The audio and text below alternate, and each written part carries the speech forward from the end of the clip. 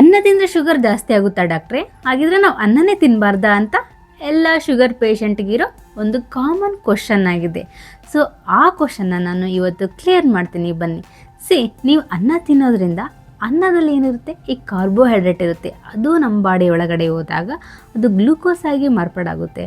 So ಅದೇನಾದರೂ ನೀವು ಅನ್ನನ ಹೆಚ್ಚು ಪ್ರಮಾಣದಲ್ಲಿ ತಿಂದರೆ ನಿಮ್ಮ ರಕ್ತದಲ್ಲಿನ ಸಕ್ಕರೆ ಮಟ್ಟ ಹೆಚ್ಚಾಗೋ ಸಾಧ್ಯತೆ ಅಂತೂ ಪಕ್ಕಾ ಇರುತ್ತೆ. ಸೊ ಹಾಗಾಗಿ ಅನ್ನನ ಹೇಗೆ ತಿನ್ನಬೇಕು, ಸೊ ಅದು ಯಾವುದ್ರ ಜೊತೆ ತಿಂದರೆ ನೀವು ಶುಗರ್ ಪೇಷಂಟ್ಗೆ ಒಳ್ಳೆಯದು ಅಂತ ನಾನು ಈ ವಿಡಿಯೋದಲ್ಲೇ ತಿಳಿಸ್ಕೊಡ್ತೀನಿ. ಈ ವಿಡಿಯೋನ ಕೊನೆ ತನಕ ನೋಡಿ. ಹಾಯ್, ನಮಸ್ತೆ ಎಲ್ರಿಗೂ. ನಾನು ನಿಮ್ಮ doctor Geetha, family physician. Welcome to our doctor Geetha Kannadathi YouTube channel. ಅನ್ನ ತಿಂದ ತಕ್ಷಣ ಶುಗರ್ ಪ್ರಮಾಣ ಹೆಚ್ಚಾಗುತ್ತೆ ಅಂತ ಹೇಳೋಕ್ಕಾಗಲ್ಲ.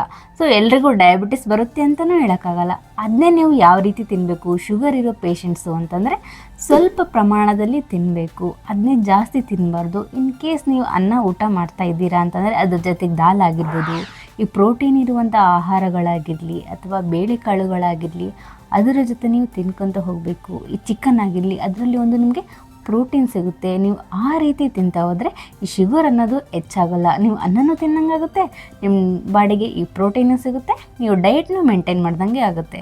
ಸೊ ಅದರ ಜೊತೆಗೆ ನನ್ನೂ ತಿನ್ನೋಕ್ಕಾಗಲ್ಲಪ್ಪ ಅಂತಂದರೆ ಈ ಬ್ರೌನ್ ರೈಸ್ ಆಗಿರ್ಬೋದು, ಅದನ್ನಾದರೂ ತಿನ್ನಿ, ಈ ಮಿಲ್ಲೆಟ್ಸ್ ತಿನ್ನಿ, ಅದನ್ನೆಲ್ಲ ತಿನ್ನಲಿಕ್ಕೆ ನೀವು ಟ್ರೈ ಮಾಡಬೇಕಾಗುತ್ತೆ. ಅದರ ಜೊತೆಗೆ ನೀವು ಮೇನ್ ಈ ಜೀವನ ಶೈಲಿಯನ್ನಾದ್ರೂ ಬದಲಾವಣೆ ಮಾಡ್ಕೊಬೇಕು. ಸೊ ಡೈಲಿ ಏನಿಲ್ಲ ಅಂದರೂ 30 ಮಿನಿಟ್ಸ್ ವಾಕಿಂಗ್ ಮಾಡಬೇಕು. ಅದಕ್ಕೆ ಆದಂತಹ ಎಕ್ಸಸೈಸ್ ಇರ್ತವೆ. ಸೊ ನೋಡ್ಕೊಬನ್ನಿ, ಓಕೆ?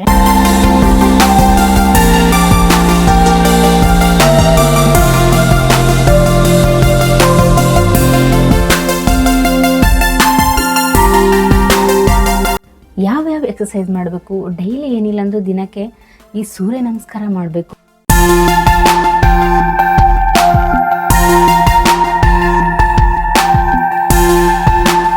ಮಾರ್ನಿಂಗ್ ಎದ್ದ ತಕ್ಷಣ ಸೊ ನಿಮ್ಮ ಊಟದಲ್ಲಿ ಕಂಟ್ರೋಲ್ ಇದ್ರೂ ಓಕೆ, ಅದ್ರ ಜೊತೆ ನೀವು ಈ ವ್ಯಾಯಾಮ ಅನ್ನೋದು ವೆರಿ ವೆರಿ ಇಂಪಾರ್ಟೆಂಟ್ ಆಗುತ್ತೆ ವೀಕ್ಷಕರೇ. ಈ ಸ್ಟ್ರೆಸ್ ಅನ್ನೋದನ್ನ ಕಡಿಮೆ ಮಾಡಿ, ಶುಗರ್ ಇರುವಂತಹ ಈ ಫುಡ್ಸ್ನ ತಿನ್ನೋದು ಆದಷ್ಟು ಅವಾಯ್ಡ್ ಮಾಡಿ, ಓಕೆನಾ? ಇವೆಲ್ಲವನ್ನು ನೀವು ಫಾಲೋ ಮಾಡಿದ್ರೆ ನೀವು ಆರೋಗ್ಯವಾಗಿ ಇರ್ತೀರ. ಸೊ ಇನ್ನೂ ಹೆಚ್ಚಿನ ಇನ್ಫಾರ್ಮೇಷನ್ ಬೇಕಂದರೆ ನಾನು ಆಲ್ರೆಡಿ ಒಂದು ವಿಡಿಯೋ ಇದೆ. ಸೊ ಡಿಸ್ಕ್ರಿಪ್ಷನ್ನಲ್ಲಿ ಲಿಂಕ್ ಹಾಕಿರ್ತೀನಿ, ಹೋಗಿ ನೋಡ್ಕೊಬನ್ನಿ, ಆಯಿತಾ? ನನ್ನ ಕಡೆಯಿಂದ ಇನ್ನೊಂದು ಸಜೆಷನ್ನು ಏನಪ್ಪ ಅಂತಂದರೆ, ಈಗ ಆಲ್ರೆಡಿ ಈ ಡಯಾಬಿಟೀಸಿಂದ ಸಫರ್ ಆಗ್ತಾ ಇದ್ದಾರೆ ಅಂತಂದರೆ ಅವರು ಡಾಕ್ಟರ್ ಹೇಳಿರುವಂತಹ ಸಲಹೆ ಪ್ರಕಾರ ಈ ಮೆಡಿಸಿನನ್ನು ತಗೊತಾ ಹೋಗಬೇಕು. ನೆಗ್ಲೆಕ್ಟ್ ಮಾಡಬೇಡಿ, ಬಿಡೋಕ್ಕೆ ಹೋಗಬೇಡಿ, ಆಯಿತಾ? ನೆಕ್ಸ್ಟ್ ಅವ್ರು ಹೇಳಿರುವಂತಹ ಎಕ್ಸಸೈಸ್ ಆಗಿರಲಿ, ಈ ಡಯಟ್ ಆಗಿರಲಿ ಫಾಲೋ ಮಾಡಿ.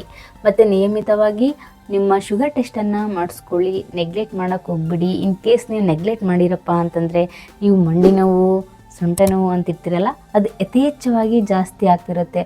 ಲೈಕ್ ಯಾವ ರೀತಿಯಪ್ಪ ಅಂತಂದರೆ, ಈಗ ಅದೇ ನೀವು ಕಾಫಿ ಅಥವಾ ಈ ಟೀಗೆ ಶುಗರ್ ಜಾಸ್ತಿ ಆಗಿದಾಗ ಕುಡಿಯೋಕ್ಕಾಗುತ್ತಾ? ಕಡಿಮೆ ಆಗಿದಾಗ ಕುಡಿಯೋಕ್ಕಾಗುತ್ತಾ? ಆ ರೀತಿಯೇ ನಮ್ಮ ಬಾಡೀಲಿ ಸಮೇತ. ಸೊ ಈ ಶುಗರ್ ಮಟ್ಟ ಕಡಿಮೆ ಆದ್ರೂ ನಮ್ಮ ಬಾಡಿ ಇಂಬ್ಯಾಲೆನ್ಸ್ ಆಗುತ್ತೆ, ಜಾಸ್ತಿ ಆದ್ರೂ ಬಾಡಿ ಇಂಬ್ಯಾಲೆನ್ಸ್ ಆಗುತ್ತೆ. ಸೊ ಹಾಗಾಗಿ ನಾರ್ಮಲಲ್ಲಿ ಇಟ್ಕೊಬೇಕಾಗುತ್ತೆ ನಾವು ಶುಗರ್ ಲೆವೆಲ್ನ.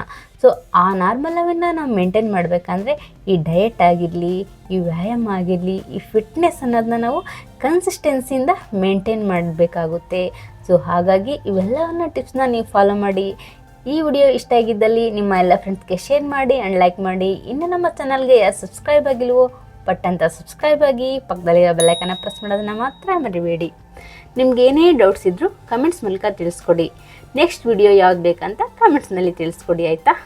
ಲಾಸ್ಟ್ಗೆ ಕನ್ಕ್ಲೂಷನ್ಗೆ ಬರೋಣ. ಬಿಸಿ ಬಿಸಿಯಾದ ಅನ್ನ ತಿನ್ನೋದು ಬೇಡ, ಸ್ವಲ್ಪ ತಂಪಾದ ಅನ್ನವನ್ನು ತಿನ್ನಿ. ಸೊ ಅದರಲ್ಲಿ ಏನಿರುತ್ತೆ, ಲೋ ಗ್ಲೈಸೆಮಿಕ್ ವ್ಯಾಲ್ಯೂ ಇರುತ್ತೆ, ಓಕೆನಾ? ಅನ್ನ ತಿಂದರೆ ಶುಗರ್ ಬರುತ್ತಾ ಡಾಕ್ಟ್ರೇ? ಇಲ್ಲ, ಅದನ್ನು ನೀವು ಅಲ್ಪ ಪ್ರಮಾಣದಲ್ಲಿ ತಗೊಂಡ್ರೆ ಏನೂ ತೊಂದರೆ ಇಲ್ಲ. ನಿಮ್ಮ ಆರೋಗ್ಯದ ಬಗ್ಗೆ ಕಾಳಜಿ ಇರಲಿ. ಧನ್ಯವಾದಗಳು ವೀಕ್ಷಕರೇ.